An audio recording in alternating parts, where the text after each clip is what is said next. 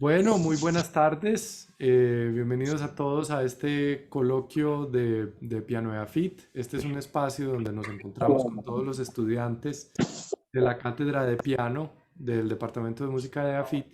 Y esta semana tenemos el honor de contar con la doctora Rebeca Ordóñez Rodríguez, que nos va a dar una presentación sobre notación en el siglo XVIII y siglo XIX. Les hablo un poquitico sobre la maestra. Eh, es una pianista con gran experiencia en la ejecución y en la enseñanza del piano, así como en música de cámara y acompañamiento, tanto en el ámbito nacional como internacional. Tiene un doctorado en artes musicales en ejecución del piano de la Universidad de Nebraska en Lincoln. Ha ganado premios nacionales e internacionales, incluyendo concursos y reconocimientos académicos, el Pinot International Piano Competition, Estudiante del Año Escuela de Música UNA, Outstanding Women's Study Grant en Andrews University, Peacewood F. Peace Awards for Outstanding Academic and Artistic Achievements en la Universidad de Nebraska en Lincoln. Ha dado recitales como solista y colaboradora, además de clases magistrales y conferencias en Costa Rica, Panamá, Estados Unidos, Rusia, Chile, Inglaterra y Perú. Actualmente es académica en las áreas de piano y música de cámara en la Universidad Nacional de Costa Rica. Bueno, bienvenida maestra. Mucho gusto tenerla por acá. Muchas gracias. Muchas gracias. Bueno, buenas tardes a todos. Muchas gracias, Andrés, por la invitación tan amable y estoy muy contenta de compartir con ustedes esta tarde. A ver, tenemos estudiantes solo de piano aquí, Andrés, así es, ¿verdad? Pues por ahora creo que sí, ellos se irán integrando de a poquitos y de todas maneras esto queda en YouTube para acceso general. En el, ok, muy bien. Pero, por favor, conversan un poco conmigo porque a mí no me gusta hablar sola, eso sí. Me gusta hablar, pero no sola. Entonces, bueno, no sé si alguna vez a ustedes les ha pasado que escuchan a alguien tocar y dicen, esa persona sabe algo que yo no sé, porque escuchan algo en la forma en la que la persona toca, que reconocen que está muy bien o que les gusta muchísimo y entonces les gusta mucho cómo toca esa persona. A mí me ha pasado muchas veces, pero me pasaba en especial en mis años de estudiante cuando oía ejecuciones hermosas de Mozart, Beethoven, Haydn, Schubert, y ese repertorio definitivamente no era lo mío. Y era porque luchaba muchísimo, aunque me supiera el texto, a pesar de que estuviera todo en orden con el estudio, todo programado, todo bien, eh, batallaba muchísimo para encontrar el fraseo, para encontrar el sentido. Eh, y escuchaba a personas tocar y yo decía, eso es, así debe sonar eso, porque no puedo hacerlo yo igual. Eh, Poco a poco fui buscando allá y acá. La última vez que me pasó muy fuerte fue cuando la primera vez que entré a la oficina de la que sería mi profesora durante mis estudios doctorales, Anne Chang, y ella empezó a tocar Beethoven Opus 2 número 1. Y yo dije, así es. Entonces, ella estaba muy afable conversando porque es una persona súper abierta y yo le dije, ¿qué sabes tú que yo no sé? Porque algo hay ahí que yo no sé. Y entonces empezamos a conversar y empezamos a conversar de muchas de las cosas que vamos a conversar esta tarde. Así que voy a compartir aquí una pequeña presentación que tengo y seguimos conversando.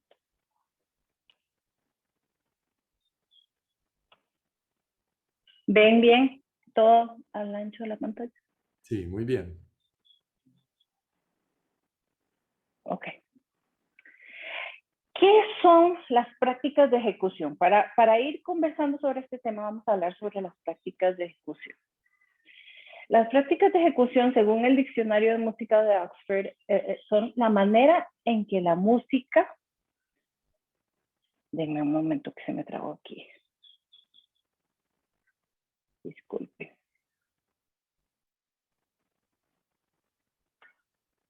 Ahora sí.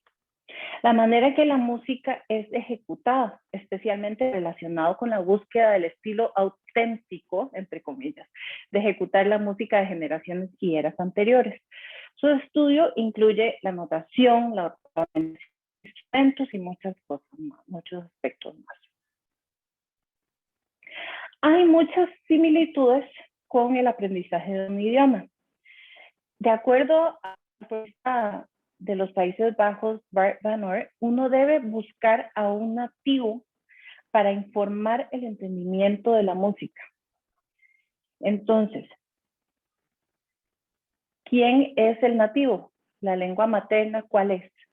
Bueno, en este caso, uno de los aliados que tenemos es que todavía hay en existencia los instrumentos de la época y podemos buscar grabaciones que se han hecho en esos instrumentos y podemos buscar personas que se han dedicado al estudio de esos instrumentos y además podemos buscar forma de tener acceso a uno de esos instrumentos. Ahora no sé, Andrés, tú me cuentas si allá hay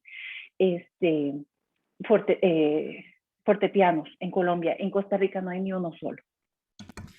No, aquí desafortunadamente tenemos, bueno, como privadamente acceso a clavicémbalos, pero fortepianos Ajá. aquí no conozco. Pues no sé si existen, creo que en Medellín no sé si en Bogotá seguramente, pero no de fácil acceso. Pues aquí en Costa Rica no hay ninguno del que yo sepa en el país, y bueno, Colombia es mucho más grande, ojalá encuentren alguno, pero igual tenemos acceso a cémbalos, pero no a fortepianos. Bueno, eso no quiere decir que no podamos escuchar entonces grabaciones que sean hechas en el instrumento de la época. Las cosas no siempre se pronuncian o se tocan como se ven. Entonces, tenemos la misma notación que usamos, se usa para escribir desde Bach hasta Stravinsky, en la misma notación, con pequeñas diferencias. Pero entonces, no todas las cosas se pronuncian de la misma manera, aunque sea el mismo texto el que está escrito. Depende, por supuesto, un poco del estilo. Entonces, por ejemplo, si el inglés fuera una lengua muerta, tal vez nunca sabríamos la diferencia entre estas palabras que ven ahí. Ahí dice tough, though, but, plow, cough, through, pero uno no tiene cómo saber porque todas terminan en OUGH y uno no tiene cómo saber que esos sonidos, ese es uno de los mejores ejemplos que he encontrado, uno no tiene cómo saber que esos sonidos son todos completamente diferentes a pesar de que se ve las mismas cuatro letras, cuatro letras. ¿Qué es la notación? La notación es una de las primeras cosas que aprendemos cuando aprendemos cualquier instrumento. Y cuando aprendemos cualquier idioma, incluyendo la música. Aprendemos a escribir, a leer, a hablar. Entonces, la notación es escribir y leer. Precisamente esa es la definición de la notación. Pero, ¿qué implicaciones tiene? La notación en la música se centra en qué dos aspectos, principalmente, a ver si alguno, ya veo que hay más estudiantes, a ver si alguien me quiere contestar. ¿Qué implica la notación? ¿Qué dos aspectos se centra la notación? Si quieren pueden No, levantar la venga. mano, Se centra, ok, sí, y así yo veo quién está. pero creo que todos son muy tímidos los que estamos por acá. Son tímidos. Bueno, se centra en altura y duración. Pero hay una riqueza de símbolos y convenciones que muchas veces conocemos, pero no entendemos a profundidad o no consideramos en el contexto apropiado. Eso quiere decir que aunque elijamos la mejor edición para usar para estudiar determinada obra, necesitamos entender las convenciones que entendería cualquier persona de la época de la cual es la obra que estamos interpretando. Pero nosotros, por ejemplo, lo que aprendimos en este siglo no necesariamente es adecuado para interpretar música del siglo XVII, XVIII, XIX. ¿Okay? Entonces había diferentes implicaciones de acuerdo a las convenciones que existían en cada época. Ok, hoy vamos a discutir un poco sobre... Hay como 4 temas o 5 que realmente pueden ampliar el entendimiento de uno si uno los discute inclusive unos pocos minutos, porque enciende la curiosidad y luego vamos a ir a investigar, vamos a ir a escuchar y ahí entonces se enriquece un montón nuestra interpretación. Vamos a hablar sobre la duración de las notas, las ligaduras, los reguladores, las dinámicas, el pedal y las ediciones. ¿Okay? Esas son algunas de las cosas que vamos a hablar. A ver, esta es una pregunta, ahora sí para todos, y voy a ver si logro verles las caras un segundo, y de luego volvemos a la presentación. Ah, bueno, no hay caras aquí, pero ¿qué duración tiene una negra? Esa pregunta quiero que alguien me la conteste. Hola, hola, profe.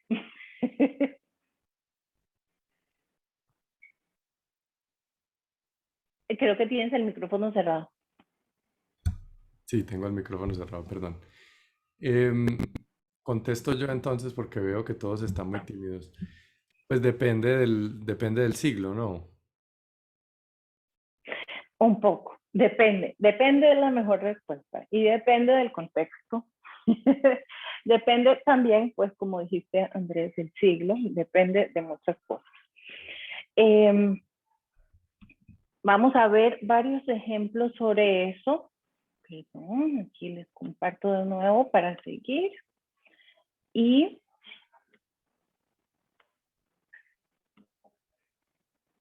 ok, aquí, la primera negra de esta sonata, okay, la primera nota en cuanto a sonatas de Beethoven. El do, ¿tiene la misma duración que las 4 notas del segundo compás o es diferente? Entonces es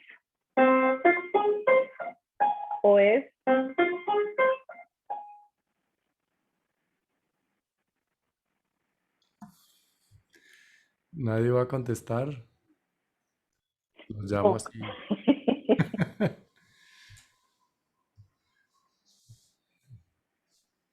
No quieren Ok, contestar. ven que aquí no hay ninguna en el do. Sí, ¿alguien estaba preguntando? Alguien iba a decir Sí, algo. Sebastián iba a Sebastián, decir algo. yo. Yo creería que eso depende más de la interpretación, pues como de la idea interpretativa que quiera darle yo como como intérprete, ¿no?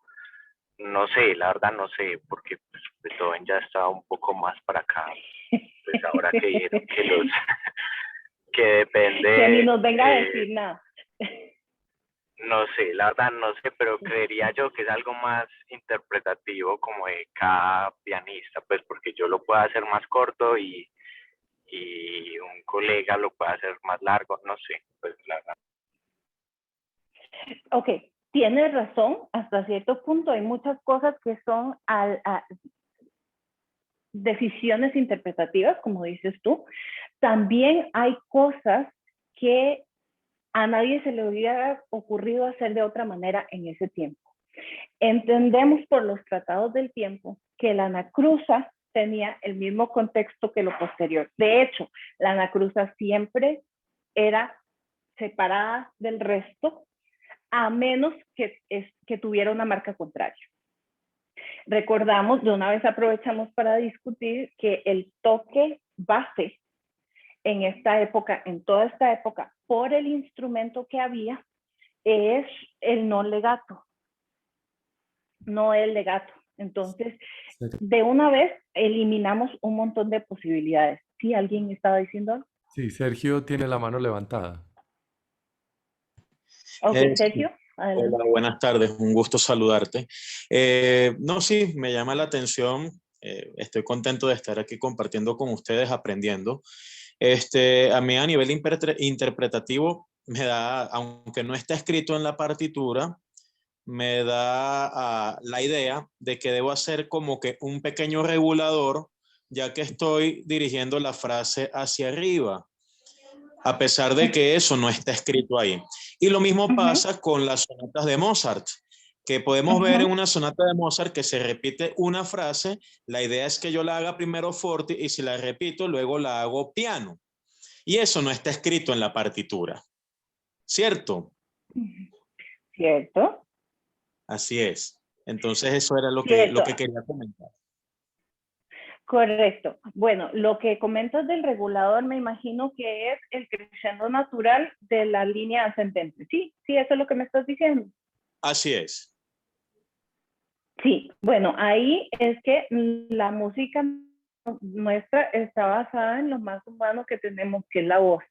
Y la voz en un registro ascendente va a ser cierta cantidad de crecimiento natural. Además, la naturaleza de la producción del sonido es así, va a sonar más fuerte en lo más agudo, ¿verdad?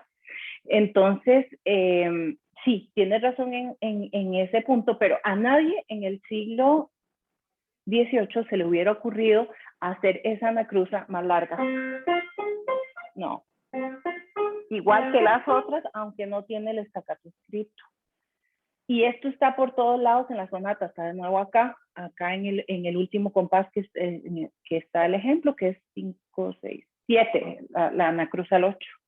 Eso está por todos lados, porque a nadie se le hubiera ocurrido. Lo que pasa es que a nosotros, después de que pasamos por el siglo XIX y XX, nos llegó una idea de la notación muy, muy diferente a lo que había en ese tiempo. No quiere decir que es algo malo, simplemente es diferente.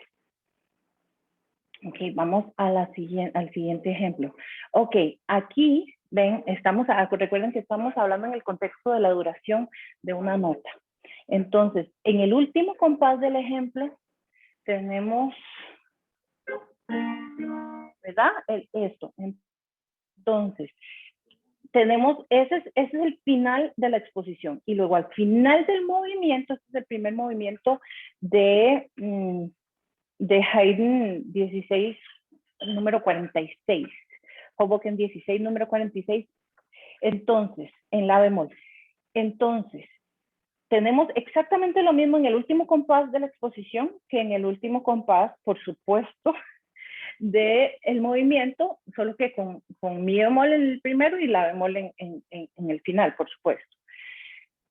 Pero tenemos una pequeña diferencia. En el final tenemos una negra y en el final de la exposición tenemos una corchea. ¿Esas notas deben ser diferentes? ¿Debe ser más largo el la bemol o no?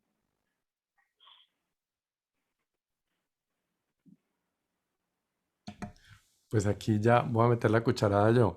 Yo creo que Sí. la negra debería ser, pues según lo que tengo yo entendido, debería durar la mitad de la duración de la nota, que en el caso de arriba sería una semicorchea, en el caso de abajo sería una corchea, ¿no? Sí, tienes razón en términos generales.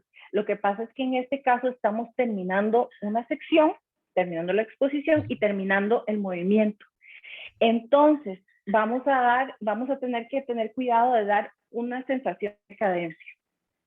Entonces, los fortepianistas, y ahorita les voy a poner un ejemplo de esta sonata en fortepiano, ninguno tocaría esa nota ni como una corchea ni como una negra, sino como la conclusión de una frase, que son cosas diferentes, ¿verdad? Entonces, más o menos tocan parecido. En este caso, la única consideración real que hay que tener es que la negra está en el final del movimiento. Entonces, es un poco más conclusivo que el final de la exposición, por supuesto.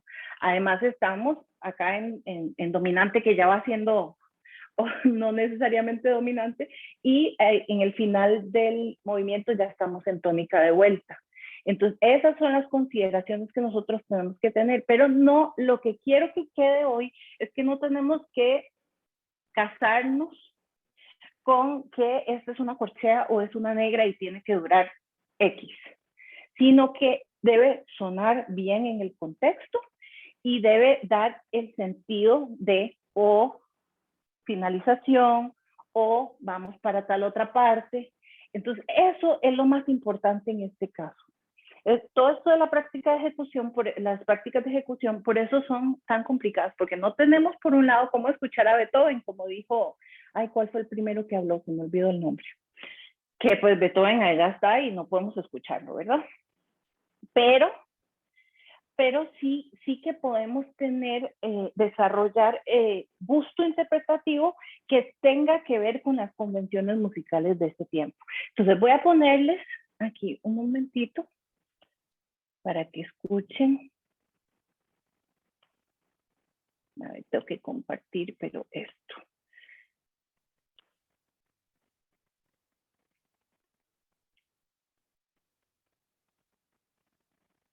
Segundito, ahora tengo que moverlo para acá.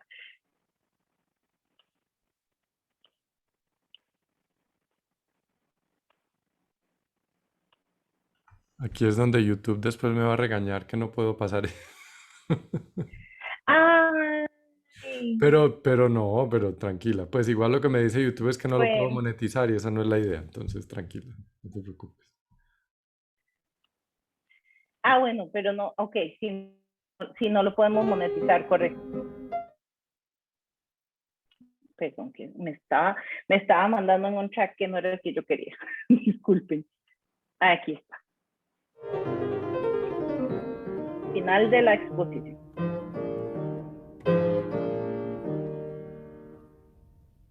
¿Verdad que lo dejo mucho más tiempo que una cortea? Bastante más tiempo. Entonces, bastante más tiempo y a veces es menos. Y a veces es menos. Es para que suene a clausura de una sección. Y luego vamos al final acá del movimiento.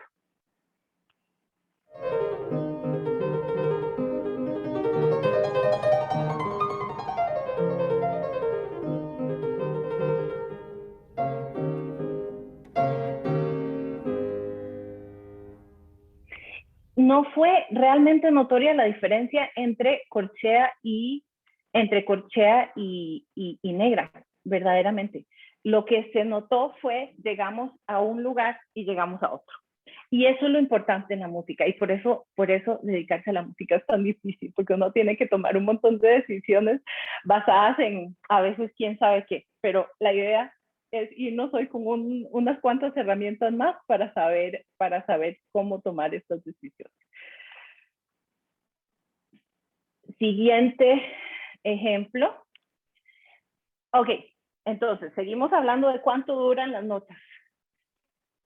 Por ejemplo, vamos a ver aquí. Si ustedes ven en el tercer compás que hay ahí, donde ya empieza... ¿Quién? La mano izquierda se toca así.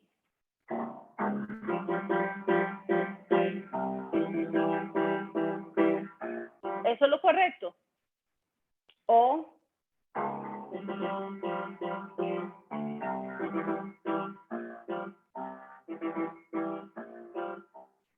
¿Cuál es la forma correcta de tocar eso, en su opinión?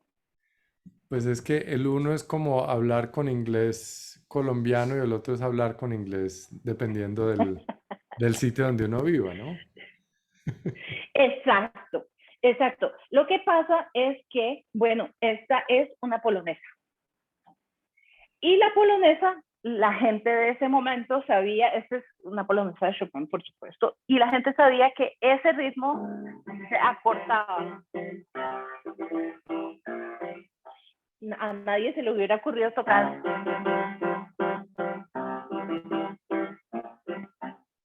Perdón, que estoy tocando con dos manos para no voltearme, pero del todo y darles la espalda. Pero esa es la idea, que hay un montón de cosas que la gente en ese tiempo sabía. La gente conocía todos estos ritmos de danza, las mazurcas, las polonesas, los valses. Entonces, después le voy a pasar al profe Andrés un ejemplo de un vals vienés que Malcolm Wilson en una de sus charlas hace bien y mal, porque yo no lo puedo hacer ni igual de bien ni igual de mal que él. Entonces es muy interesante escucharlo más bien a él. Pero es muy interesante. Aquí les voy a mostrar entonces un momentito. Aquí vamos a escuchar a Marta Argerich, pero se me olvida que tengo que volver a poner compartir y siempre me pasa eso. Denme 2 segundos. Vean.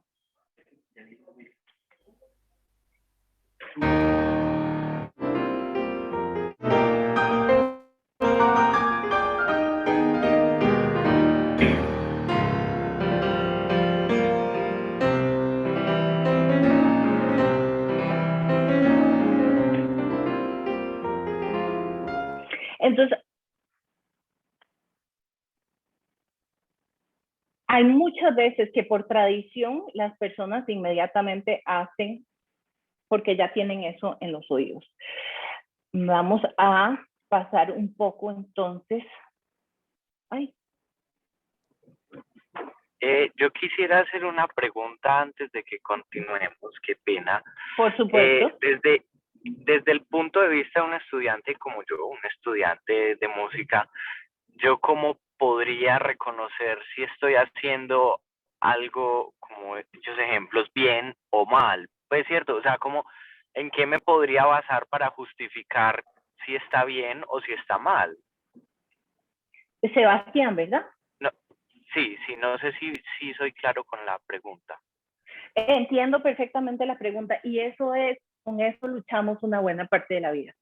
¿Qué cosas te puedo recomendar para saber? Bueno, primero, estoy segura que tienen profes, entendí que no todos son estudiantes del profe Andrés, pero estoy segura que todos tienen profes geniales que pueden ayudarles un montón.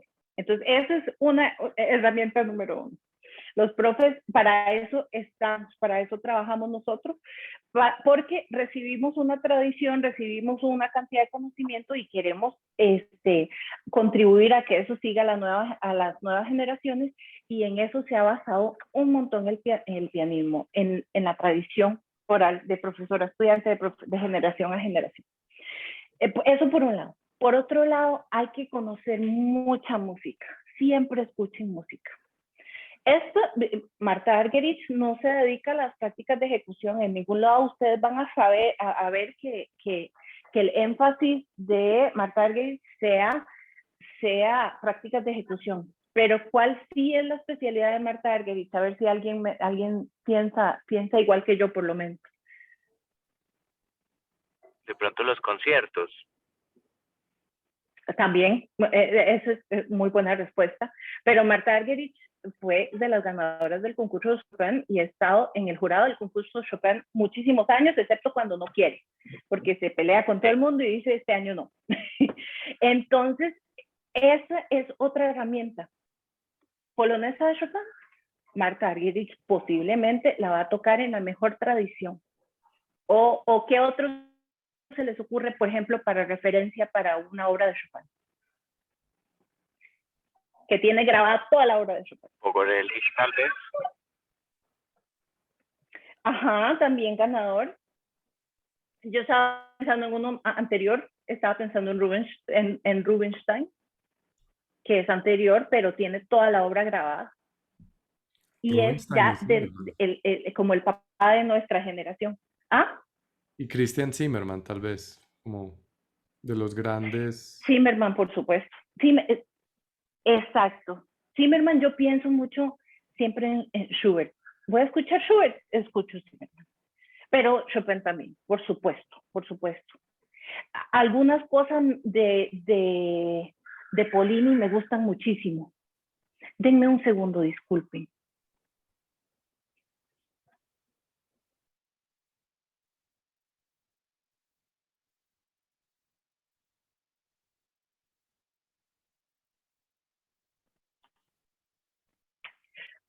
Disculpen, tengo aquí a una visita que se va de mi casa en este momento. Voy a estar y vuelvo inmediatamente, me disculpa.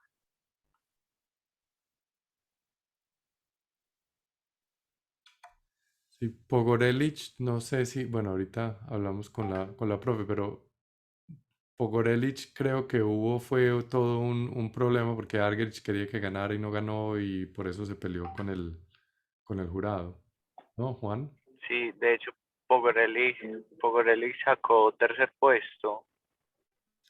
Sí, pero... Y Argerich se enojó y se peleó con todo el mundo y sí. Sí, porque a ella le gustaba. Ese fue el primer gran pleito famoso. Sí, sí, sí. Ese fue el primero de varios siguientes. Sí. Pero bueno, entonces esa es otra herramienta muy importante, escuchar grabaciones de referentes, conciertos, grabaciones, todo lo que puedan de personas que sean referentes en una cierta área de la música. Por ejemplo, cuando yo voy a escuchar, estoy tocando un Beethoven. Me encanta escuchar las grabaciones que tiene Malcolm Wilson con sus discípulos de las 32 sonatas. Cualquiera que yo quiera está ahí en el instrumento de la época.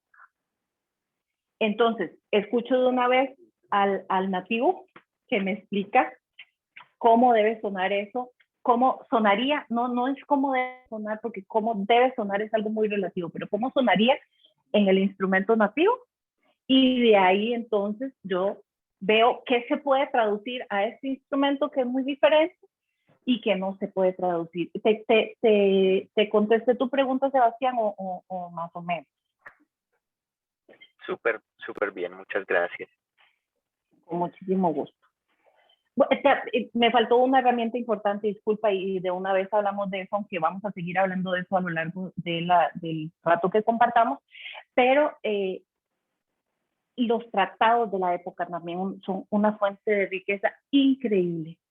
Está el tratado de C.P. Bach, está el tratado de Turk, está el tratado de violín de Leopoldo Mozart.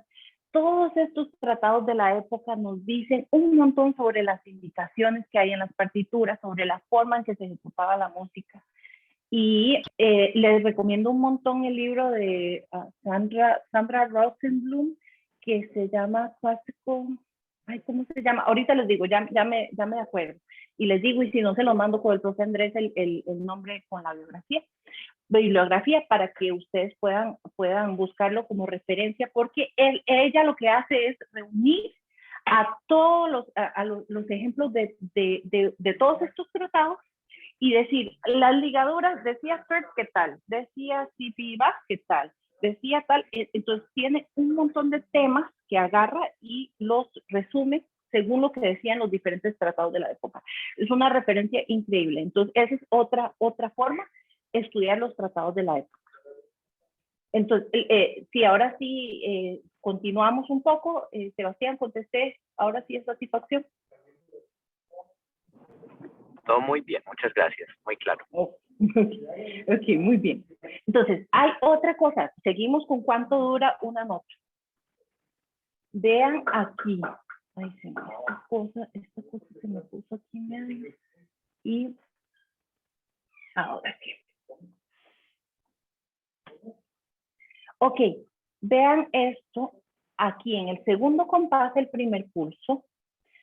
Tiene en la mano derecha un saltillo y en la mano izquierda tresillo. Y eso sigue en el primer pulso del compás 57, en el tercer pulso del compás 57, en el primer pulso del compás 58. ¿Ok? Entonces, eso quiere decir que yo tengo que tocar la mano izquierda, por ejemplo, el último compás. Tengo que tocar...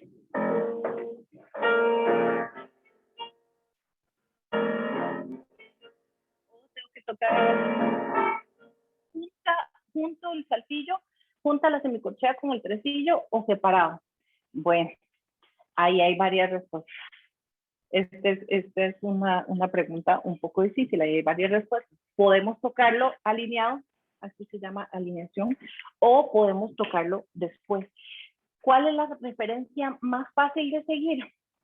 Pensamos que C.P. Bach decía que el aspecto de las obras determina las decisiones interpretativas que tomemos en ellas, el aspecto de cada movimiento. Entonces, esta es una parte menor dentro de esto del Opus 142 Schubert, Opus 142 número 3, es de los impromptus. Es en si bemol mayor, el tema principal es, ¿verdad? Este es este, pero la tercera variación llega a menor. Por eso pensamos que esto es el equivalente al movimiento lento, ¿verdad? En esta música. Y diferente gente decide hacerlo de diferentes maneras. Otra persona no pensó que ese era el equivalente al movimiento lento y sí lo hace diferenciado el tresillo y el saltillo. Entonces, les voy a mostrar dos ejemplos de personas grandes de la música. Sí les voy a contar que Turk escribió que distintos valores de notas piden una ejecución más o menos pesada o sostenida, sin importar la métrica. Por ejemplo, si en una composición hay notas predominantemente largas, así como redondas, blancas o negras, la ejecución debe ser en general más pesada, que si tiene muchas corcheas y semicorcheas mezcladas. Los saltillos peculiarmente requieren, de acuerdo a las circunstancias, un tratamiento variado. Ahí está, un tratamiento variado, no solo con respecto a la distribución del valor de las notas, sino también de una ejecución más pesada o liviana. Específicamente, las notas con puntillos normalmente se sostienen más y las notas cortas que siguen se tocan más rápido de lo que indica la notación. Entonces, según eso, podríamos hacerlo variado, ¿verdad? Podríamos hacerlo alineado o no. Porque Friedrich Stark dice que más bien hay que alinear la última nota con la anterior, con la nota que le corresponde, así dice que le corresponde en el otro ritmo. Entonces, son dos tratados de la misma época. Vean las decisiones que tomaron diferentes personas aquí. Aquí voy y Andrés me va a matar porque entonces ya no lo dejan transmitir nada.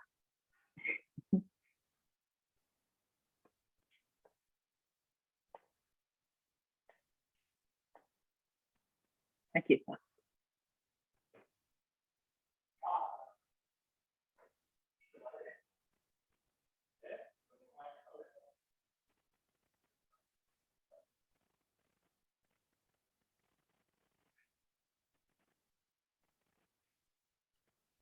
Ok, esa es Lily Kraus. ¿Cómo escuchan ustedes que lo hace ella? ¿Lo alinea o no lo alinea? No alcanzamos a escuchar. ¿Se trabó un poco? No escuchamos nada. O por lo menos yo desde acá no escuché nada. Ay, qué raro. Creo que no compartiste. Seguro otra vez no compartí, qué lindo. Disculpen entonces.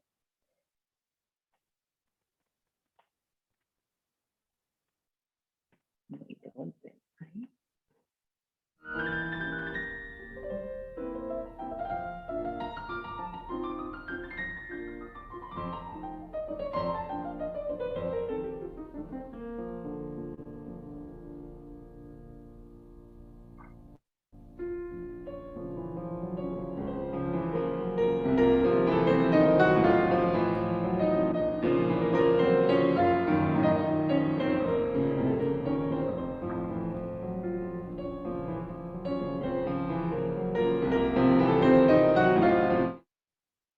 A ver, ella lo alineado o no lo alineado.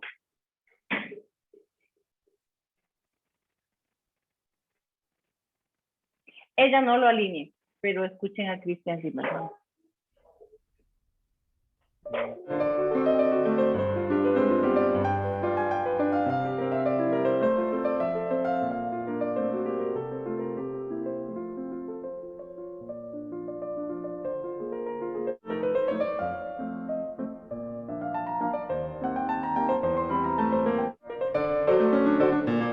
Perdón, ahí está, ahora.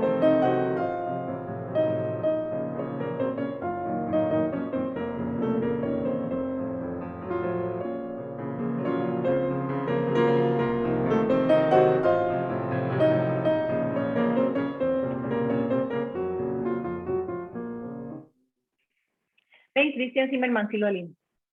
Él sí, ella no. Y los dos tienen justificación en sus decisiones, porque dicen los tratados de la época que se puede alinear o puede no alinearse dependiendo del contexto. Y ahí la decisión sí que es de uno, como dijo uno de ustedes, que es una decisión interpretativa, ahí sí que lo es. Ahí sí que lo es. Entonces...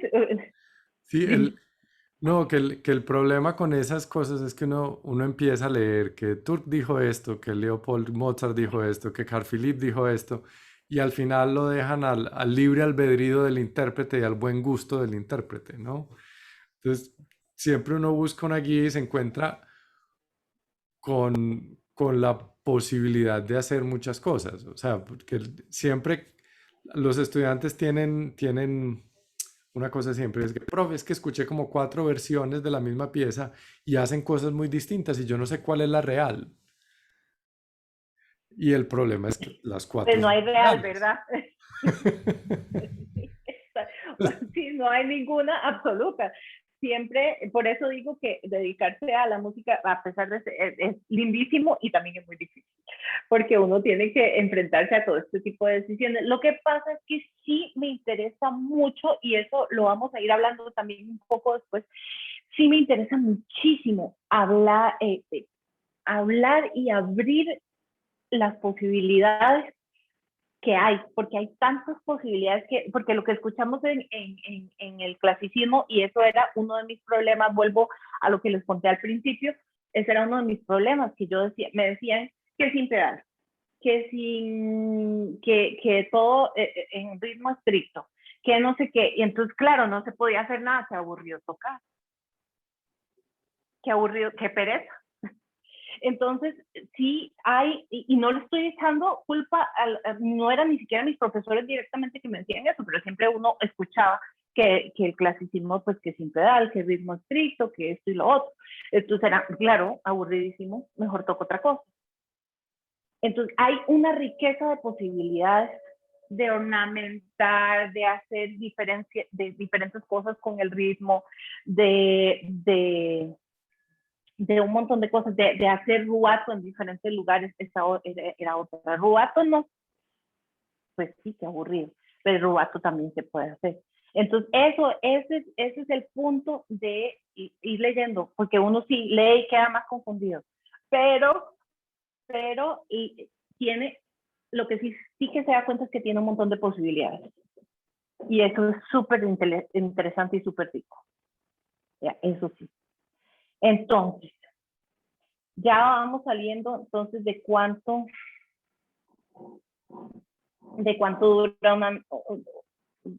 una nota.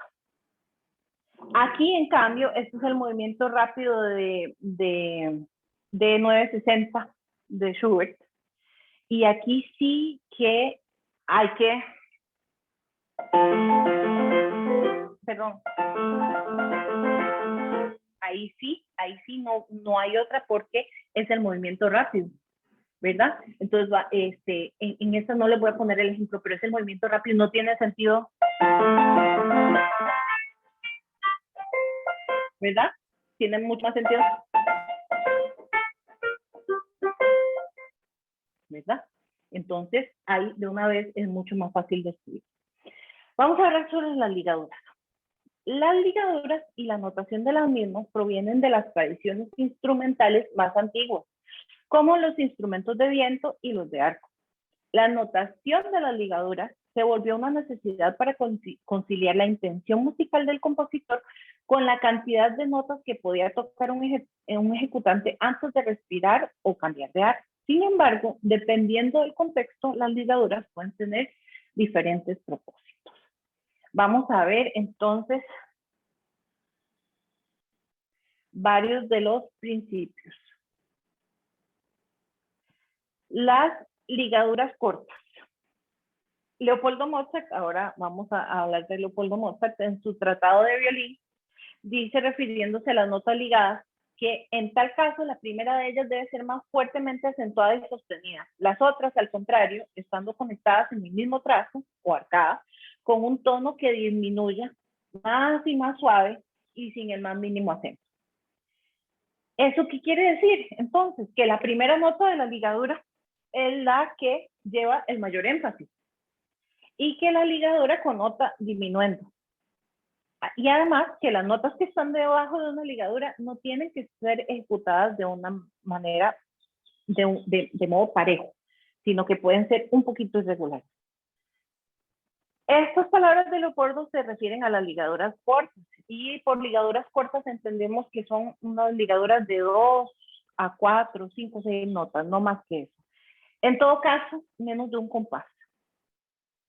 Algunos dicen que lo que dijo Leopoldo Mozart no es aplicable a una obra, por ejemplo, romántica, del siglo XIX, no me gusta usar esas palabras calificativas porque no son tan exactas. Pero a una obra, por ejemplo, de Brahms, hablamos de ejemplos concretos. Sin embargo, hay evidencia en las cartas de Brahms que él enseñaba ese mismo principio a sus estudiantes tan tarde ya como Brahms. Entonces, por eso es tan importante, es una cantidad muy importante de la literatura que tocamos nosotros todo el tiempo. En su correspondencia con su amigo el gran violinista Joachim, Brahms dijo que la ligadura sobre varias notas no reduce el valor de ninguna de ellas, más bien significa legato y uno lo ejecuta de acuerdo a grupos, frases o caprichos. Solamente sobre 2 notas reduce el valor de la última. Ojo, entonces las ligaduras de 2 notas, la segunda es la más corta. Con grupos más largos de notas sería una libertad y refinamiento en la ejecución, lo que seguramente es apropiado normalmente. Así dijo Brahms. Entonces, recordemos un factor muy importante. Acabamos de decir que el toque predominante del siglo XVIII era el non legato. Por eso hay que tomarlo en cuenta para interpretar las ligaduras de manera adecuada y en el contexto apropiado. En algún momento, hacia el principio del siglo XIX, el toque predominante empezó a ser más y más legato. En eso tienen factores varios asuntos. El cambio de instrumento del fortepiano al piano más moderno, a los pianos con ya capacidades mucho más similares al que nosotros tenemos hoy. Ya entonces Beethoven tardío y Schubert los interpretamos con un sonido un poco más legato que Haydn y Mozart, por ejemplo. Entonces, ya hablamos de todo esto, las ligaduras de menos de un compás. Las ligaduras largas sí tienen varias formas de indicar. Entonces, para indicar el legato en un pasaje, esto todavía ya es del siglo XVIII. Para indicar cambios en la acentuación métrica. Entonces, si yo quiero, por ejemplo, que el acento métrico no esté en el principio del compás, por acento métrico nos referimos al acento natural de las diferentes métricas. Entonces, por ejemplo, en un compás de 4 vamos a tener el acento en el 1 y el... Ya me fueron a tomar café. El 3. Y el 3. En el 1 y el 3, sí, exacto. Entonces, en este caso, si yo quiero que el acento métrico esté en el 2, puedo iniciar la ligadura en el 2 y pasarle por encima al 3 para que el intérprete no acentúe el 3. ¿Ves? Entonces, ese tipo de ligadura también para agrupar varios motivos para su respectivo desarrollo. Para indicar fraseo, esto ya es la que nosotros pensamos normalmente, ¿cierto? Cuando nosotros vemos una ligadura, pensamos en una indicación de fraseo y no solamente en una indicación de articulación, que es lo que realmente es más simple. Pero a nosotros nos llegó la idea de fraseo, de ligadura como fraseo, ya de Liszt para adelante, bien tarde ya en el siglo XIX. Para indicar libertad expresiva también se usan las ligaduras largas muchísimo. Algunos ejemplos. Vean, es la sonata en fa mayor de la que llamamos pastoral de Mozart. Entonces, muchas veces nosotros pensamos, ok, ¿dónde está la primera frase? Entonces, pensamos, ok, esta frase pareciera ser de 8 compases, ¿verdad? Hasta donde hay una cadencia. Bueno, más bien hasta ahí, perdón, no 8, sino hasta ahí. ¿Ok? Entonces, ¿qué pasa? Si pensamos así solamente, vamos a tocar esto.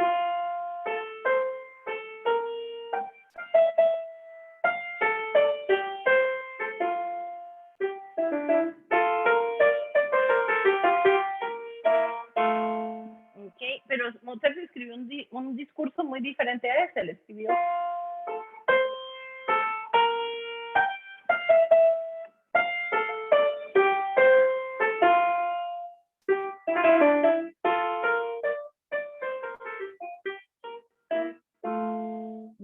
esta ligadura del 10. ¿Sí? Es muy diferente el discurso ese al que si yo toco todo legato. Por eso es importante que inmediatamente pensamos, ajá, esto, el toque básico no es legato, sino no legato. Y de ahí dividir, hay ligaduras de 2 notas por todos lados. Ahora, en el caso de las ligaduras de 2 notas, sí es importante hacer la salvedad de que en las ascendentes, como en el compás 3, no necesariamente se acortaba ni se hacía tan diminuendo la segunda nota porque era ascendente.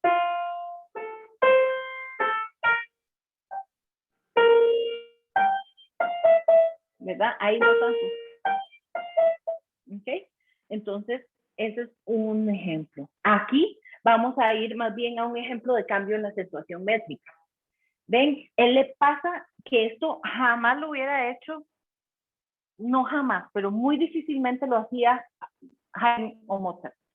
Pasarle la ligadura encima a la barra de compás. Eso no se hacía, pero aquí él no quiere que sea, que es lo que debería tocarse, ¿no? Según el acento métrico. Sino que quiere que no sepamos dónde está el compás. En cambio, hasta el compás 5 llega la ligadura así estar en el lugar correcto. Y eso da un efecto muy interesante. Vamos a ver aquí otro Beethoven. Entonces no es, ¿verdad? Él dice, yo sé lo que ustedes van a hacer, eso no es lo que quiero. Yo quiero, hasta le pongo ahí un stacatito al... El principio es más importante. Ahí sí está lo que esperábamos. ¿Vamos bien hasta ahí o alguna pregunta?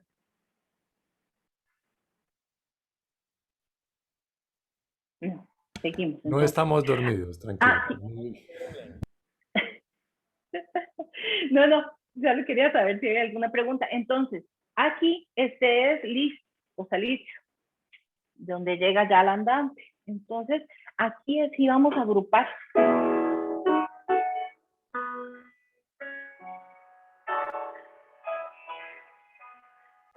Ven, agrupa los motivos y aquí.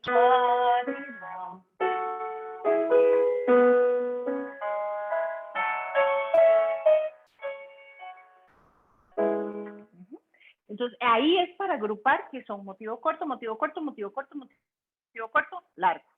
¿Verdad? Aquí igual vamos a cambiar la acentuación métrica. Este es Brahms. Y aquí ven que sí le pone la ligadura a la macruz, entonces nos queda clarísimo que esto es parte de lo siguiente. Pero en vez de ser...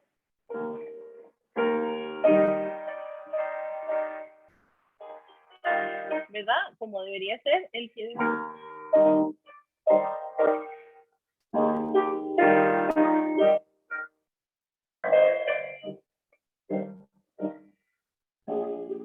Qué difícil que tocar con nosotros hemos puesto, oigo como la mitad.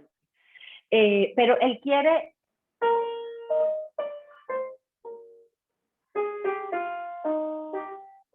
¿verdad? Aquí es de libertad expresiva, este es el principio de la famosa balada, ¿verdad? Y aquí lo que quiere es dar libertad expresiva, que no tiene que ser...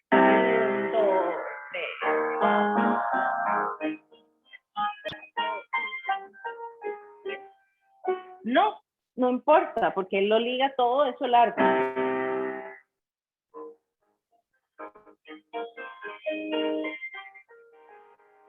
Ahí con el regulador y disminuyendo, que después vamos a hablar de eso. Mucho más libre, ¿verdad? Pero por eso pone esas ligaduras tan largas, que también ya empezamos a ver a partir de Beethoven. Antes de eso no veíamos ligaduras que cruzaran tal cantidad de compases. Pero conforme va avanzando el siglo XIX vamos viendo eso más y más. Tengo una pregunta con Ah, ese ajá. comienzo de esa balada, porque esa balada creo que hay tantas versiones como pianistas la han tocado. Hay unos, Sí. hay unos que se toman cantidad pues, de tiempo, hay otros que lo hacen un poco más adelante, hay unos que lo hacen con pedal por cada nota, hay unos que sostienen el pedal del do hasta casi que hasta el sol antes de pasar al fa sostenido. Em, Ujú. Pues yo tengo una idea más o menos, pero ¿cómo explicas tú ese cambio de tradición sabiendo que es una pieza tan tocada?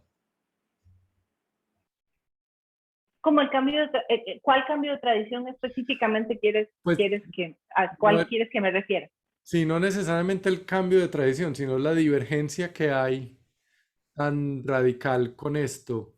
eh, cómo lo explicas tú? Pues yo tengo una teoría, pero me gustaría saber qué piensas tú al respecto de esto, porque las otras piezas, el Brahms, por ejemplo, pues las versiones que yo he escuchado se parecen mucho, ¿cierto? Sí, sí.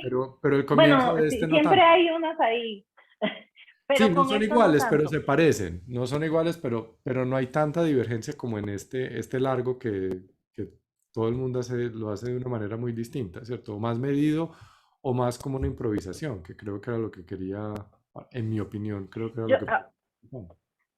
precisamente, hay varios indicadores. Tengo la misma opinión que quería algo más improvisatorio por varios aspectos que son muy justificables. Primero, pone largo e inmediatamente unos compases después moderados. Claramente no hay material temático melódico, al menos, que Chopin sin melodía no es, ¿verdad? No es Chopin. Entonces, no hay material melódico temático en esta introducción, en este largo, y están esas ligaduras larguísimas. Entonces, no tengo por qué hacerlo tan medido, porque primero la balada es una forma, pues, con un grado importante de libertad. No es una, ¿qué te digo? No es una mazurca de la cual tenemos ciertas expectativas, ¿cierto? No es una polonesa de la cual tenemos ciertas expectativas rítmicas al menos. La balada no es así. Encima nos pone un cambio de métrica en muy pocos compases, lo cual indica doble barra, además, lo cual indica que claramente es otra sección. Y las ligaduras esas tan largas que si ustedes examinan el resto de la balada no están tampoco por todas partes. Ya empieza con esas dos notas, unas cuantas, ¿verdad? Entonces, y así se va hasta que llega a las melodías más largas de las partes más lentas. Entonces, eso es completamente justificable por eso, porque es una introducción, claramente no hay material melódico, entonces es un pasaje más improvisatorio por la armonía, además, eso no lo había mencionado antes, la armonía más cromática pide un poco también más, es el lugar para rubato. Igual las partes lentas son el lugar para rubato, según todos los tratados de la época. Sí contesto tu pregunta, Andrés. Sí, no, me encanta lo que estás diciendo. Pues yo lo veo como, por una parte, que tiene un efecto como de un poquito de teléfono roto, ¿no? Como Ajá, una tradición que ha pasado oralmente, pero que ha pasado mucho y cada escuela se ha ido como eh, haciendo otras búsquedas pues distintas. Y lo otro es que pues, claro. armónicamente es muy extraño, porque supuestamente estamos en sol menor, pero empieza en un do, en un acorde de sexta de la bemol. O sea, y no tiene una resolución clara a sol menor, sino hasta mucho más adelante. Pues es una búsqueda retórica como de una sensación de estar perdido en la tonalidad. Uh -huh, Y uh creo -huh. yo que para crear el efecto, pues ya hablando retóricamente, de ese estar perdido, el tempo lento funciona mejor que si uno va directamente al objetivo tonal que viene mucho más adelante. O sea, se pierde como toda esa búsqueda o esa sensación de no llegar que se puede buscar ahí, pero eso Sí, añade un poquito como la exactamente, magia de todo ese principio, ¿no? exactamente, exactamente. Eso tampoco lo mencioné, la extrañeza armónica, pero no mencioné que pues ahí no tenemos, no estamos en tónica en ningún lado, ¿verdad? Ahí, entonces para hacer el principio, ¿qué pasó? Algo pasó inmediatamente de entrada. Además, diría una de mis amigas más queridas, pues suena feo. Si lo hace uno muy medido, suena feo. Entonces, ¿para qué vamos a hacer algo que estéticamente no nos gusta? Sí, pues sí estamos ¿Verdad? acostumbrados. Yo no sé qué tan feo sonará, pero es que ya estamos muy acostumbrados a otra cosa también, ¿no? También, pero sí suena muy, al menos, pues feo no, porque es música bonita, pero suena muy medido, suena pues un poco aburrido, la verdad, a pesar de que inclusive si pensamos, no, yo lo quiero tocar así o me gusta así, pensamos y probamos tocarlo más medido, pues suena un poco menos interesante. Y es por todo esto que estamos hablando de la búsqueda retórica, de un montón de cosas, del contexto armónico, todo eso entonces, De sí, acuerdo. y yo. Ok, aquí ya es la idea de fraseo. Entonces, todo un trozo largo.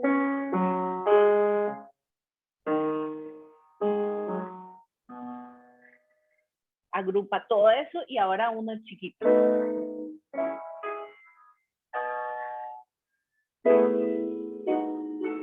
Y otra vez, pero con octavas del mismo grupo largo. ¿Ok? Y entonces ya vienen ligaduras constantemente más largas. Ya en Liszt vemos ligaduras constantemente más largas. Hay algo aquí en el chat que no sé qué es y no lo he visto. Andrés, ¿me puedes decir? Porque cuando yo estoy compartiendo se me traban. No sé qué le pasa a mi compu. No, aquí estamos viendo todo sin problema. Ok, no, pero el chat, hay algo aquí. Armónicamente Ah, hablando, si armonizamos el primer acorde añadiendo este fa sostenido, obtendremos una sexta aumentada de la tónica que lo usaban mucho resolviendo a un quinto primero. Sí, ajá, también, exacto. Me dejó ver el chat que a veces. Ok, vamos a pasar entonces a los reguladores. ¿Vamos bien hasta ahí? Todos estamos claros. Ok. Los reguladores son estos que en inglés se les llaman hairpins. Y hay diferentes tipos de reguladores. ¿Ok? Según su experiencia y su opinión, los reguladores son, ¿qué son los reguladores? Estos que son así. A esto le llamo yo reguladores. No sé, tal vez tengan ustedes otro nombre. En su experiencia, ¿qué son esos? Esas son marcas que dinámicas, otra cosa.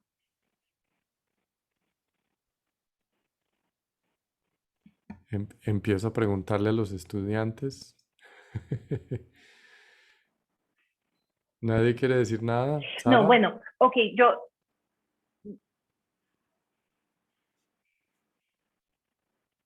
No, no, bueno, no no, quieren no quieren. acercarse. Está bien. No vamos a obligarles. Bueno, en mi experiencia, la mayoría de las personas con las que yo converso, digamos, en el día a día, consideran estas marcas dinámicas y les dicen crescendo y decreciendo. Por eso yo les tengo otro nombre regular. Yo uso el otro nombre que conozco que es reguladores, porque a mí no me parece que sean marcas dinámicas, al menos en este contexto de la música que estamos conversando hoy. Me parece que tienen más afinidad con la acentuación y la gógica que con la dinámica. Entonces, eso es lo que llamamos como empatizar una cierta área de la música. Y muchos de los músicos del siglo XIX y XX, por ejemplo, Fanny Hensel, Liszt, Hugo Riemann, Schoenberg, entre otros, coincidían en que los reguladores no son marcas de dinámica, sino que connotan expresividad, a menudo más asociadas con inflexión rítmica o de acentuación que con la dinámica. Hay evidencia en comentarios, en críticas sobre conciertos o presentaciones, grabaciones. Ahora, por supuesto, como todo lo demás, esto es algo que está abierto a la discusión, por supuesto. Pero Park los categoriza en 3 grupos y esta categorización que él hace me parece muy lúcida. Habla que hay reguladores de prolongación o permanencia, que son estos, el par. Entonces, vamos hacia acá y regresamos. Que hay reguladores de acelerando, que es el que solo va hacia arriba. Y reguladores de clausura, que es el que solamente va hacia abajo. Entonces vamos a ver unas cuantas historias aquí. Aquí está esto así. Entonces, yo no creo que Mendelssohn, la intención era esto.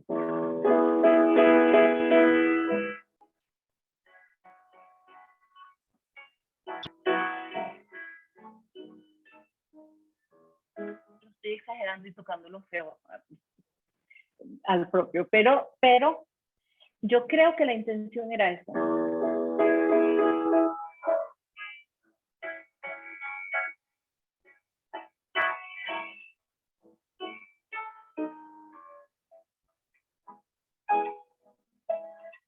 Ir, empujar un poco con tempo.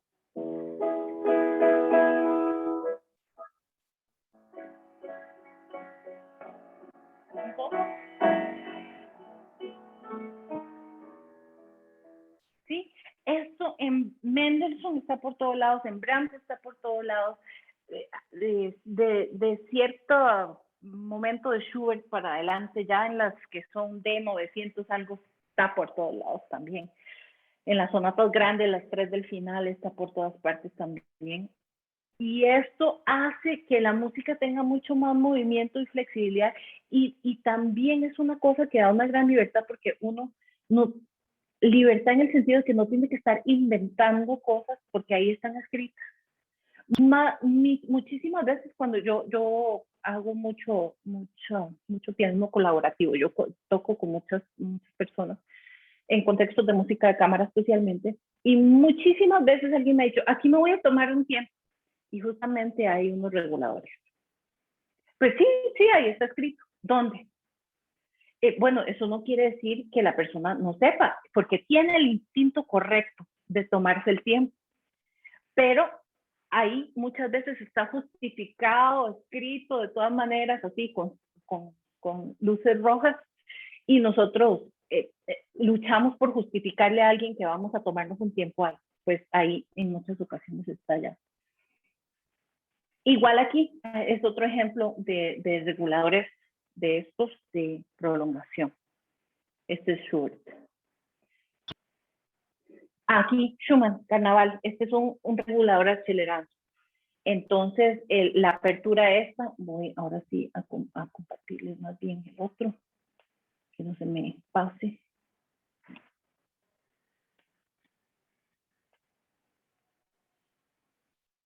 A ver si escuchan bien aquí.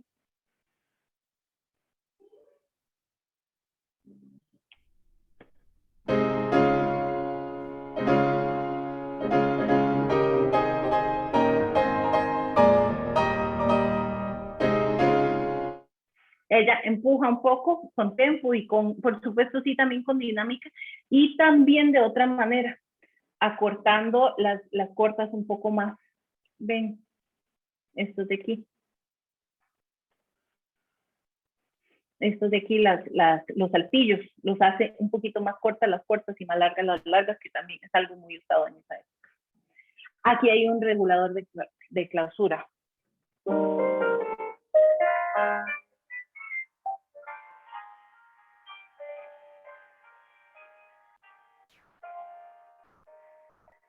¿Ves? Entonces, ahí muchas veces algún estudiante me dice, ahí voy a hacer un poco de retardando. Sí, no retardando, pero ahí está escrita la disminución de energía con el regulador de una vez. ¿Vamos claros hasta ahí o preguntas? Vamos muy bien. Ok. Si algo preguntan por el chat. Decreciendo y... ¿Algo preguntan por el chat? No, les estoy diciendo que si algo, si alguna pregunta, pueden hacerla por el chat, si les da pena. Ah, sí, perfectamente. Sí, perfectamente. Entonces, el decreciendo y el diminuendo son otras diferencias importantes, así como el ralentando y el retardando no se usan indiscriminadamente, el decreciendo y el diminuendo tampoco. El diminuendo ocurre consistentemente en lugares donde es apropiado un leve desacelerando, como por ejemplo el efecto de disipación al final de una canción. El decreciendo, por contraste, puede ocurrir también al final de una canción, y ahí hay varios ejemplos de canciones, de líderes. Y bajo esta hipótesis uno puede interpretar las figuras rítmicas repetitivas o ostinato de estas canciones como teniendo una cualidad inexorable, un efecto que sería socavado si uno fuera a bajar la velocidad progresivamente hasta el final. Entonces, algunos compositores como Schubert eligen el término neutro decreciendo en lugar del diminuendo, que está mucho más cargado de implicaciones expresivas. Entonces aquí tengo algunos ejemplos. Este es el final del segundo movimiento de la sonata en si bemol del D960 de Schubert. Aquí entonces tenemos un diminuendo, los últimos 4 compases completos y un poquitico más. Esto ya de por sí es lento y no escribe retardando ni ralentando por ninguna parte, pero ese diminuendo que ya viene de un pianísimo de 3p, ya viene muy cargado de este tipo de implicación, porque desde 3p a dónde puede ir uno más dinámicamente. ¿Sí? Este es otro ejemplo donde está el decreciendo y ya escucharon esta sonata un poco, pero tiene esa, vean, la figura repetitiva rítmica. Y este no es el final, pero viene decreciendo y al puro final, ya por último, diminuendo. Porque ahí sí quiere un poquito del final de la frase. Vamos a hablar rapidísimo de algunas implicaciones del pedal. Hay varios tipos de pedal que se usaban en el siglo XVIII y XIX. Recordando siempre que en el fortepiano el pedal estaba de diferentes maneras, ¿cierto? Entonces, por ejemplo, podía estar aquí en la parte de abajo del teclado, entonces se manejaba con la rodilla o con la parte de la pierna. Y a veces estaba ya en el pie. Más adelante ya pasó pues a la forma que nosotros conocemos. Pero está el pedal rítmico que es el tipo de pedal descrito en los tratados y métodos del periodo clásico, principalmente. Se activa el pedal simultáneamente con el acorde y luego se desactiva con las últimas notas de la armonía. Y se baja de nuevo con el siguiente acorde. En ese momento, pues parecía la forma más clara de obtener un sonido limpio, porque los apagadores de los fortepianos realmente no eran muy efectivos. Y uso la palabra activar y desactivar porque, como les dije, se podía usar con la rodilla. Y también a veces llevaban como un poco más de tiempo en funcionar cuando eran los de la rodilla. Entonces es interesante tomar eso en consideración. Y esto también apoya 2 puntos básicos del estilo de ejecución clásico. La importancia fundamental de la estructura métrica, eso es muy importante, y el pedal rítmico apoya la estructura métrica, y el estilo de articulación, que también resulta de la estructura rítmica. En los pasajes en los que se necesitaba legato, se interrumpiría con el cambio de pedal. Entonces, lo que hacían los compositores era que esos pasajes no excedieran el alcance de las manos. ¿Okay? También está el pedal sincopado o legato, que es el tipo de pedal más frecuentemente usado en nuestros tiempos. Se toca después del ataque de la nota y se suelta cuando se toca la nueva armonía y luego se vuelve a bajar después de la armonía nueva. Y este tipo de pedal no se describe claramente, oigan, hasta 1860 o 70, bien tarde ya en el siglo XIX. Eso se describe en el Tratado Escuela de Pianoforte Teórica y Práctica Completa de 1839 Y eso se empieza a describir por primera vez en ese de 1839-40, pero de forma completa hasta el 60 y 70. Y este tratado era de Cherney, el que intentaba describirlo por primera vez. Para su uso hay ciertas consideraciones. Y esto es no solo el pedal del siglo XVIII y XIX, sino todo el tiempo. La armonía, el ritmo, que es más apropiado en ritmos lentos, decían. La textura, por ejemplo, en la textura homofónica es más apropiado que en la textura más polifónica. La articulación, está también el pedal de dedo en esa época que se dice que se deja el dedo en ciertos pasajes, por ejemplo, de bajo Alberti o otras cosas, se usa el legato de dedos muchísimo. La necesidad de respetar los silencios, porque el silencio es una consideración retórica muy importante de los siglos XVIII y XIX. Entonces, es muy importante respetar los silencios y no estorbar a la dialéctica de las ligaduras. Es muy importante cuando uno considera el uso del pedal. Y la dinámica, para acentuar cambio entre forte y piano, o para resaltar color en los pianos. Entonces, forte normalmente en esa época se consideraba con pedal y piano con menos pedal. Más pedal y menos pedal según la dinámica por el funcionamiento de los pianos. Pues si le abrimos los apagadores suena más fuerte, acumula más sonido. No es que suene más fuerte, sino que acumula más sonido. Y la melodía también. El aumento de resonancia en notas largas o importantes nos indica que en las melodías más lentas y más tranquilas era más apropiado usar el pedal. No quiere decir que en las otras no se puede usar. Pero también el uso para reafirmar o reforzar las notas melódicas de un cierto pasaje. Entonces, el registro es lo último para reforzar las notas agudas que especialmente en el fortepiano tendrían a ser súper débiles en comparación al resto del registro. Las muy agudas, ya nosotros tenemos un voicing más parejo, pero de todos modos las notas agudas pues se pueden reforzar o en pasajes que suenen débiles por la naturaleza del pasaje. ¿Ok? ¿Vamos bien hasta ahí? Creo que sí. Esto sí quiero que lo escuchen. Este es el primer movimiento de la sonata que le llamamos Claro de Luna, opus 27, número 2. Y esto sí quiero que escuchen la versión de los estudiantes de Malcolm Dawson. Más bien esta creo que la grabó él mismo. Y esta me parece que la grabó él mismo. Ahí dice que se debe sonar todo con un solo pedal y delicadamente y sin apagadores. Ahí esa es la indicación que dice. Escuchen el resultado si uno le saca los apagadores, porque eso es lo que hacen en el fortepiano cuando algo va completamente con pedal, se le saca los apagadores. Escuchen qué efecto tan interesante.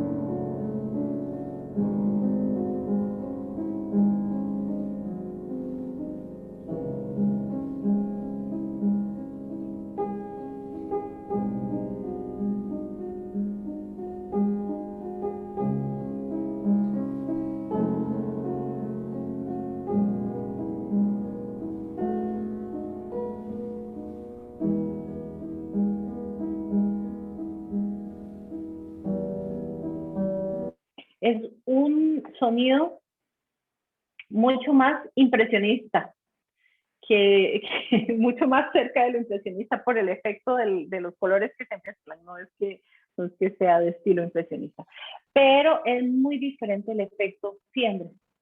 No, que ese es el tipo de piezas que le toca a uno explicarle al público qué es lo que van a escuchar para que no piensen que uno no sabe tocar el instrumento, ¿no? Que uno no sabe tocar el piano, exacto. Todas las veces que yo la he tocado, exacto, con una explicación anterior o en las notas al programa. que digan que voy a hacer eso. Y en el piano de nosotros realmente no se puede hacer así, dejando el Pues pedal hay que adentro. estar, sí, hay que estar como con medio pedal y Flutter. pedaleando, sí, de a poquitico. Bueno, yo realmente lo que hago es, sí lo cambio, pero lo cambio no en la armonía, sino en medio. Eso así me gusta a mí, pero si no, sí uno puede medio pedal y cambiarlo un poco. Pero a mí sí me gusta cambiarlo porque ya en los pianos sí de cola, en las salas, ya los pianos de cola bien, a veces, entonces a mí me hace falta a veces cambiarlo, pero lo cambio no en la armonía, sino en medio. Claro, Entonces, y hay que bajarle el tempo también mucho, ¿no? Porque si no, en el fortepiano permite mucho no, más. yo por eso sí le cambio el pedal, Ya. porque no me gusta tocarlo tan lento. Esta era una de las obras que yo menos quería en la vida. No me gustaba para nada. Ese movimiento, lo detestaba. Me encantaba el tercero y nunca tocaba la sonata, porque si quería tocar aquello, tenía que tocar esto primero. Y no, sí no me gusta. Pero era porque no me gusta, porque es en compás partido. Entonces no me gusta tocarlo tan lento como solemos tocar Claro. No, y nosotros. resulta que el difícil es el segundo, ¿no? Sí, sí, exacto, es peor, pero el efecto realmente es muy especial si uno como que convive un poco con el pedal y logra hacer cosas interesantes. Eh, pero esto sí, como dice el profesor, es explicar un poco para que no crean que uno está loco o no sabe tocar. Bueno, locos estamos un poco todos. Este es un pedal muy típico en Chopin, que es lo que llamamos el pedal rítmico, que se baja con el pulso y se levanta un poquito antes de la indicación métrica, digamos. Entonces, eso pues es lo que sí que apoya, digamos, la estructura rítmica que hay en toda esta obra. Estas son indicaciones un poco atípicas. Ya Brahms sí tenía indicaciones un poco más específicas del pedal. Y si ven, él lo hace exclusivamente para apoyar la estructura armónica y un poco las notas melódicas que le parece que se ensuciarían mucho. Y con toda la razón. Entonces estas son un poco aplicaciones ya más atípicas para la época, pero que ya empiezan a ser más específicas y siguen siendo más específicas según avanzamos hacia el siglo XX. Y este es el final de otro de estas obras del Opus 118, que más bien al final dice que es sin pedal. Y cuando uno logra hacerlo de verdad sin pedal, cuesta muchísimo, pero cuando se logra, realmente da un efecto muy interesante. Y la última cosa que tengo para hablar con ustedes son de las ediciones. Tenemos diferentes ediciones que a las que podemos tener acceso ahora. Bueno, no todas son ediciones.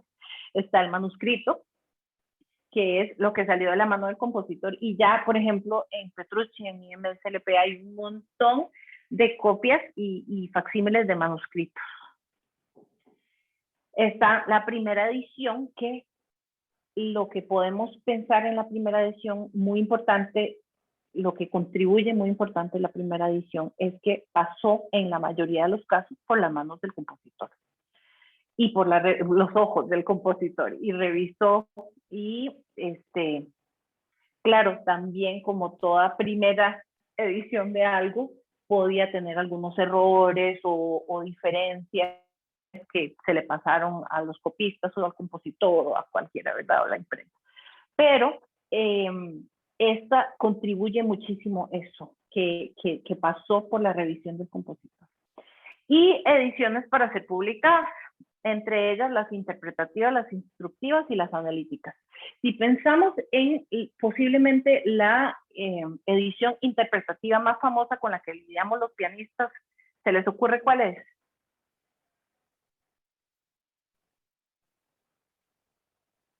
Yo en ediciones interpretativas pienso inmediatamente en las 32 sonatas de Beethoven de Schnabel. que está llena de marcas, de indicaciones, pero de la interpretación de él, claro, porque venía de una tradición muy importante y que él consideraba que debía conservar.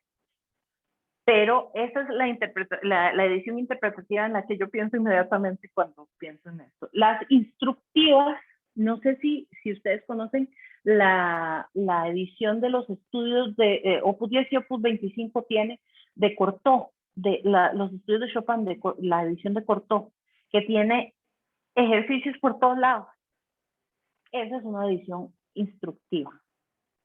Y las ediciones analíticas, no sé si al profe Andrés se le ocurre alguna, porque yo estaba pensando y pensando más temprano, y realmente los pianistas no lidiamos tanto con las ediciones analíticas como lidian, por ejemplo, los directores de orquesta. Ellos tienen muchísimas más ediciones analíticas y de estudio. Pero, no sé, Andrés, si te ocurre alguna así como famosa que crees que los chicos conozcan. Pues yo la verdad no he visto, sé por un artículo que leí la otra vez que Schenker tenía una edición analítica de las sonatas de Beethoven, porque él tiene una edición que es Urtext, que es la que Sí, está en IMSLP, pero además tiene una edición analítica de las sonatas de Beethoven. En el artículo que vi, lo tengo que buscar y te lo mando, hay apartes de la edición de él, donde ahí se muestra dónde está, pues él los hace un análisis ejemplos. básico schenkeriano en la misma sonata y da unas instrucciones interpretativas de acuerdo con su análisis. Pero es la única. Claro, esa yo la he visto, de hecho, la he visto, pero la tenía un profesor de teoría, no un pianista. Claro. Pero sí la he visto y es muy interesante. Pero, ¿sabes qué? También se me ocurre, he visto varias ediciones rusas. Recientemente he tenido una estudiante rusa que vino de Moscú y ahora está estudiando aquí en Costa Rica y tiene ediciones de las fugas, preludios y fugas de Shostakovich y de los preludios y fugas de Bach, que tienen todo el análisis de los temas y todo marcado en la partitura. También esas, pero no he visto otras así, como que usemos por acá regularmente, no. No. Pero Yo, sí, tienes razón. yo sé que Ajá, las ediciones de Boris Hinson, que él tiene unas ediciones de mucha cosa, pues son muy didácticas, ¿no? Eh, ajá, no llegan a ser pues, las de Cortot como con ejercicios previos a, pero sí sí, las que he visto tienen algún tipo de análisis y algunas cositas, pues son muy para estudiantes, pues, pre-universitarios. pedagógicas, ajá, didácticas, sí. Sí, exactamente. Entonces, vean, aquí les tengo unos ejemplos de algo que dice la misma cosa, pero no dice lo mismo. Vean, esto es la sonata en fa menor de Scarlatti 466. Vean, el manuscrito está aquí arriba a la izquierda. En medio está una edición Urtext y abajo hay una edición interpretativa. Y todas dicen pues más o menos lo mismo, pero todas estas marcas son como pensaba alguien que debía tocar. Entonces, si yo voy a tocar esta sonata y elijo usar la edición de abajo de la derecha, yo no voy a tocar las ligaduras esas como interpretaría unas ligaduras que yo sé que sí son de la mano de Mozart, por ejemplo. Porque estas ligaduras más bien son de fraseo, son interpretativas. Entonces, eso es lo importante de entender qué tipo de edición estoy seleccionando y para qué la voy a usar y cómo la voy entonces a leer y a interpretar. Porque realmente estas tres ediciones dicen pues más o menos lo mismo, pero esta tiene las marcas que uno leería, la última de la derecha abajo, que uno leería con ojos de nuestro siglo, pues. Sí, otro ejemplo. Aquí está una edición Urtext de la misma sonata de Mozart, el mismo trozo que vimos ahora, pero vean la de la derecha, que es una edición así, con todos los primeros 4 compases ligados en la derecha y que las ligaduras pues de un compás, pero de 4 o 5 compases continuos en la izquierda. ¿Ven qué interesante? Entonces, todo lo que hablamos hoy son marcas que consideramos de esa manera si estamos lidiando con una edición Urtext. Pero si estamos lidiando con una edición interpretativa o instructiva, no necesariamente vamos a leerlo, no vamos a leerlo probablemente de la misma forma. Puede decir lo mismo. Ahora, este ejemplo yo sí creo que dice más o menos lo mismo. Pero este ejemplo, pues no dice lo mismo. Estamos quitándole toda la riqueza de articulación a las frases de retórica, a las frases que escribió Mozart, a las articulaciones que le escribió, y quitándole todo eso y haciéndolo solo una gran cosa de 4 compases. ¿Sí?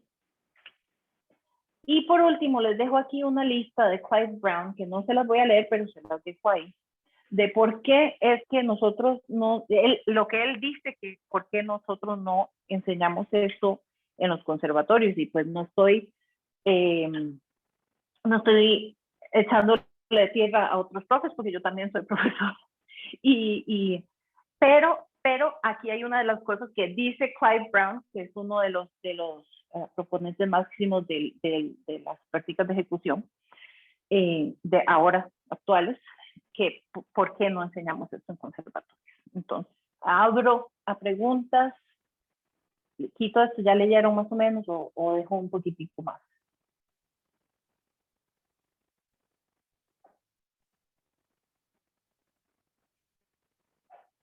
No, listo. Muy interesante estas cosas. Estaba buscando el libro de Clive Brown, que lo tengo, pero creo que lo dejé en la casa, o lo tengo en la casa todavía. Bueno, si me dan 2 segundos, les traigo el libro de Clive Brown y el de Sandra Rosenblum que les estaba recomendando. Desaparecí, pero ya voy. No. Y el otro es de escritura. Es que el librero está del otro lado. Aquí están. Es. El de Brown me parece que es bastante completo, pero bastante difícil. Sí. Porque es Sí. tiene demasiada información, pues no demasiada, pero tiene mucha información. Como Pero lo que uno hace es, si tiene un interés específico, pues busca y lee partecitas, no se sienta a leerlo completo de tapa a tapa, sino que va leyendo por temas así. Sí. No, es que, porque si no, ¿qué va? es que ese fue un texto guía en una clase, en un seminario de musicología del doctorado y nos tocaba leerlo de tapa a tapa. Entonces, sí. Mira, a mí también me tocó, pero el profesor lo hizo de esta manera, nos fue dando asignaciones así de un capítulo. Sí. Vamos a leer la sección sobre X tema. Y después, y así se hizo mucho más. Claro. Sí. Sí. Sí. No, pero el texto es muy bueno. El otro sí no lo conozco, pero sí sé. Se lo recomiendo. Malcolm Bilson tiene una conferencia que seguramente la conoces de Knowing the Score, que estuvo algún tiempo en YouTube. Yo no sé si la volvieron a subir porque la quitaron, que hablaba precisamente sí, de está. esa anacruza de la sonata Opus 2 número 1, que debería ser staccato. Me acordé mucho de esa conferencia. Sí. En esa conferencia precisamente, no sé si es en Knowing the Score o Performing the Score, que son las dos que él había sacado esos 2 en DVD y todo.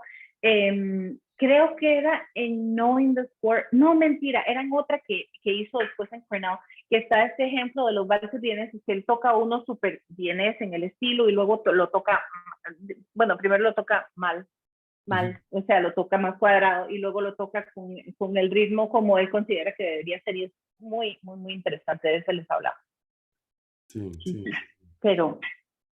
No, es que eso es una cosa muy complicada, pero creo yo que al final de cuentas es intentar hablar la música con el acento que requiere, ¿no? Y para eso, además de conocer cuáles son las cosas que dice la partitura, lo que tú decías, escuchar mucha música y escuchar mucha gente que sea de verdad un referente claro de cómo debe ser el estilo. Creo que eso es una de las cosas que más deberían sacar los estudiantes como de este tipo de cosas, ¿no? Que estudiar la partitura para poder tener referencias y poder aplicar eso a repertorio donde no haya grabaciones, que ahora que estamos haciendo tanta recuperación de repertorio de por acá, encontramos mucho eso, pero sí buscar en lo que sí está grabado, buscar muchas posibilidades, pues para abrir un poquito esa mente. Exacto, y seguir cultivando, digamos, el gusto estilístico, que eso es muy importante y no siempre, pues no lo traemos así, no nace solo, sino que hay que irlo cultivando, pues escuchando música, leyendo, tocando. Claro, claro, claro. Así es. Bueno, preguntas, comentarios.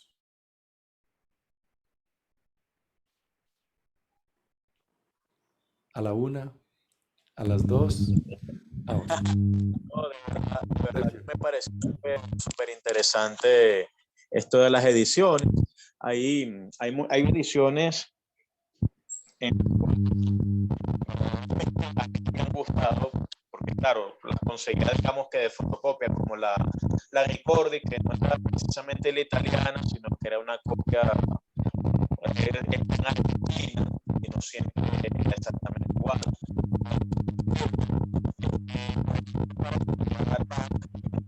De tener la suerte, pero no se va a dar cuenta de que no es absolutamente nada de un manuscrito, no nada. Entonces, eso da mucho que pensar, ¿no? ¿Cierto? Sergio, se te oye Ahora que lo muy último. mal, se te oye muy mal. Está como interrumpido el micrófono. Perdón. Ahora en este momento se escucha mejor. ¿No? No, hay una interferencia ahí en el ¿No audio quieres que no. escribir en el chat lo que, Mejor, sí. porque me parece que hiciste una pregunta al final y eso sí no logré oír nada. Si quieres lo escribes en el chat y ahí sí nos queda claro.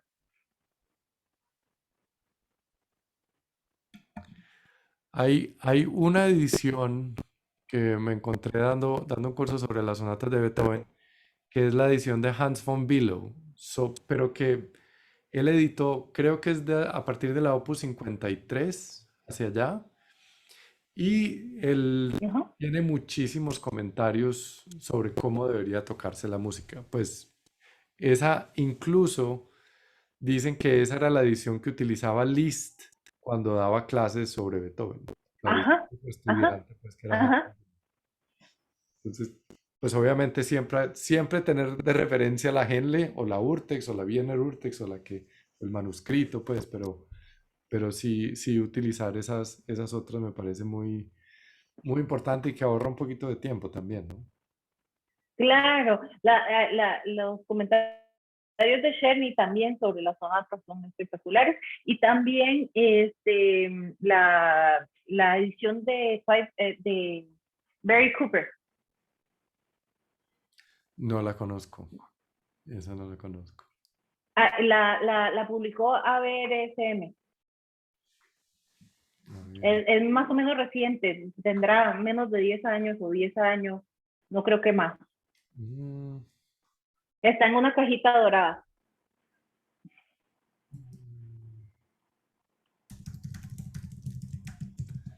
Esa es la que incluye como otras 3 sonatas. Ajá, Ya. Sí, de esta esa, misma. ya. De esa la conozco por mi colega, por la maestra Blanca, que creo que la tiene. Pero Uh-huh. no la he visto, me la mencionó, pero no me la ha prestado. Tengo que decirle. Sí, yo la tengo y me gusta muchísimo también para referencia. No necesariamente es cómoda para tocar. Bueno, yo ya migré a partituras digitales también. A ver, dice que le parece súper interesante, pero que hay ediciones buenas como la Petersen de Beethoven y hay otras no tan buenas como la Schirmer. Exactamente. Pues sí, De y acuerdo. no necesariamente dicen cosas malas, aunque algunas sí, pues, ¿qué edición vi? Me parece que era uno de las reimpresiones que hace Dover de los conciertos de Mozart. Tenía ligaduras así, de cabo a rabo. completamente tergiversado el texto y me parece, no me acuerdo realmente cuál era, pero me parece que era de estos libritos dobles. Y, y, y es difícil a veces trabajar de estas ediciones porque por más que uno tenga la intención de ser fiel al texto, que no sé cuán bueno es eso, pero de cuál texto, si está completamente desfigurado. Claro, claro. Y ahí Sí, dice que las urtext son geniales para aprender Bach, pero me parecen buenas, pero ahí no vas a encontrar nada, cero matices y mucho más digitación. Claro, y también, pues baja y todo este mismo sistema, hay que entender cuáles notas se ligaban más, cuáles notas se ligaban menos, cuáles notas se hacían en grupos, cuáles motivos, etcétera. ¿Ves? Pero bueno, ibas a decir algo, Andrés. no, que con las de Bach, en IMSLP, pues yo he estado trabajando últimamente con la de Peters, del clave bien temperado, y es bastante buena, pues bastante fidedigna al texto y además tiene digitaciones, porque antes trabajaba con la de Bach Gesellschaft, que también está ahí, pero esa sí no tiene, como dice Sergio, no tiene Nada. digitaciones, no tiene nada.